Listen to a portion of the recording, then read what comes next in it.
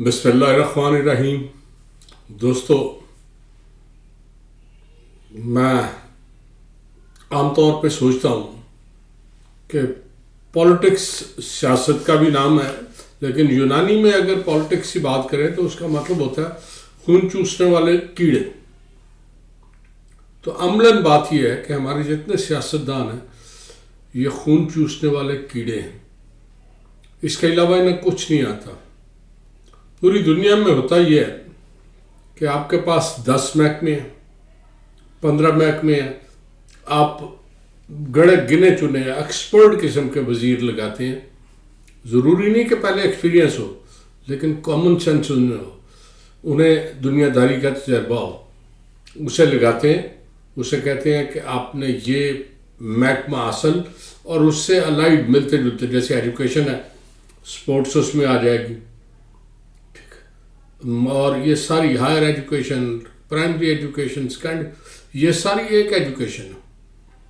اس کے علاوہ سپورٹس، چھوٹی چھوٹی کھیلوں کی وزارت اور کئی چھوٹی چھوٹی ایسی وزارتیں ہیں جو ساری ایجوکیشن میں شامل ہو. جاپان جیسے ملک میں 14 وزیر ہیں، ایک وزیر کے پاس 10 محکمے ہیں. ہمارے یہاں بڑا الٹا ہے، پہلے وزیر لگاتے ہیں، پھر اس کے لیے محکمہ ڈھونڈتے ہیں، اور محکمہ ایسے تو نہیں ملتا. کہتے ہیں یہ کیا ہے جی، یہ جی ایجوکیشن ہے، اس میں ایک پرائمری ایجوکیشن ہے، چلو ایک پرائمری. دوسرا وزیر اسے سیکنڈری دے دو، تیسرا کون ہے اسے ٹیکنیکل دے دو، چوتھا اسے ہائر ایجوکیشن دے دو، پانچواں اسے اسپیشل ایجوکیشن دے دو. ساری ایجوکیشن ہے. اتنے بھاری برکم بندے وزیر لگانے کی کیا ضرورت ہے؟ سمپل اس کی وجہ میں آپ کو بتا دیتا ہوں. کہتے ہیں کہ جنگل کے کسی جانور کو اگر انسانی خون اس کے منہ کو لگ جائے نا تو وہ باز نہیں آتا، وہ آدم خوری کے لیے ضرور نکلتا ہے. ہمارے جتنے وزراء ہیں، میں کھلم کھلا کہہ رہا ہوں کہ سارے حرام خور ہیں. ان میں کوئی ایسا نہیں جس نے اپنے ہاتھ سے کبھی کما کے کھایا ہو. یہ لوٹ مار کا کھاتے ہیں اور کھل کر کھاتے ہیں. وزیر لگا دیں، پھر یہ پیچھے پھر رہے ہوتے ہیں کہ جی کوئی محکمہ دے دیں، کوئی محکمہ دے دیں. اس محکمے میں بدماشی کرتے ہیں. کوئی کام لوگوں کو کرنا ہو، بیٹھے ہوتے ہیں، جی کام آئے مجھے بتائیں، ابھی کرا دیتا ہوں. سب کو پتہ ہے، بیوروکریٹ اپنا حصہ لے لیتے ہیں. وہ کہتے ہیں ٹھیک ہے اگر لوٹ مار ہے. مجھے یاد ہے میں سائنس ایجوکیشن کالج میں 90 کی دہائی میں ٹاؤن شپ میں، جو آج کل ایجوکیشن یونیورسٹی میں تبدیل ہو گیا، وہاں تھا. تو ایجوکیشن کے ایک وزیر تھے. اچھا، ایجوکیشن کے حوالے سے اس کالج پہ بڑی مراعات آتی تھی. کبھی کوئی ملٹی میڈیا چیزیں آ گئیں، کبھی کمپیوٹر نئے آ گئے، کبھی کچھ، اور وہ کچھ بٹتے تھے اور کچھ کھائے جاتے تھے. عام چیزوں کا یہ رواج تھا.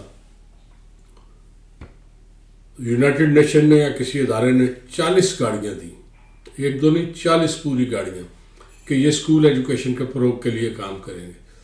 اب یہاں لوگ ہنستے تھے، کہتے اسکول ایجوکیشن. بیوروکریسی کو یہ قبول نہیں تھا کہ وہ کسی اسکول ٹیچر، چاہے وہ انسپیکٹر کے طور پہ یا ڈائریکٹر کے، اسے گاڑی دی جائے. وہ گاڑیاں وہیں کھڑی رہی. کچھ 6 ماہ بعد وزیر صاحب کو پتہ چلا کہ 40 گاڑیاں وہاں کھڑی ہیں. انہوں نے 40 کی 40 منگوا لی، اور منگائی وربل آرڈر پہ، کوئی ریٹن آرڈر نہیں تھا. کہا دے دیں مجھے. چلی گئیں. منسٹریاں بدل گئیں، وزیر صاحب بدل گئے، نئی حکومت آ گئی. اب وہ 40 گاڑیاں ڈھونڈنا شروع ہوئے. ان میں 4 یا 5 ایکسیڈنٹ شدہ حالت میں مختلف کباڑ خانوں میں جو تعلیم کے محکمے کے تھے ان میں پڑی تھی. باقی کہاں گئی؟ وزیر صاحب کہتے ہیں جی میں نے تو کبھی مانگی نہیں. پرائیویٹ سیکٹری کہتا ہے جی وزیر صاحب نے مانگی تھی اور انہیں جن جن کو کہا تھا انہیں بھیج دی گئی تھی. میرے پاس اس کا ریکارڈ کوئی نہیں ہے. وہ تو انہوں نے وربلی کہا تھا، ہم نے بھی وربلی کہہ دیا، آئیں یار چلی گئی. پتہ چلا کہ ان کا سارا خاندان وہ گاڑیاں لوٹ مار تھی، اس کا فائدہ اٹھاتا رہا. کئی سال کے بعد وہ ساری گاڑیاں نکارہ ہو گئی، اور آج تک وہ 40 گاڑیوں میں جو ایکسیڈنٹ شدہ تھی 2-3، اس کے علاوہ کوئی واپس نہیں ملی۔ اب یہ کیوں ہے؟ کوئی پوچھنے والا اس ملک میں نہیں ہے۔ اس ملک میں نہ کوئی انصاف ہے، نہ کوئی قانون ہے۔ قانون اس کے لیے ہے جو کمزور ہے، جو کمزور نہیں ہے اس کا قانون کچھ نہیں بگاڑ سکتا۔ کوئی نواز شریف، کوئی شہباز شریف، کوئی زرداری، کوئی بلاول یا کوئی دوسرا بڑا آدمی اس کے شکنجے میں نہیں آئے گا۔ جج بیچارے تو خود بعد میں پھر رہے ہوتے ہیں۔ میں نے دیکھا ہے ایک بندہ پھر رہا ہوتا تھا کہ مجھے وزیر لگا، مجھے جج لگا دو۔ اب جو جج سفارش پہ لگتا ہے وہ اس آدمی کی بات کیسے نہیں مانے گا جس نے اسی سفارش کی ہے، جس نے اسے لگوایا ہے؟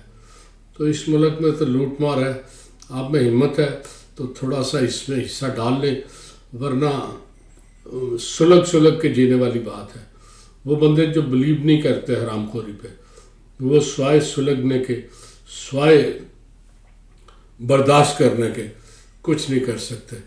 رب سے دعا کریں کوئی ایسی صورتحال نکلے کہ وہ صاحب آخر نے کہا کہ اب تو فراق صبح میں بجھنے لگی ہے یاد، بارے الہ اب کتنے پہر رہ گئی ہے رات، ہر تیرگی میں تو نے اتاری ہے روشنی، اب خود اتر کے آ کہ سیاہ تر ہے کائنات۔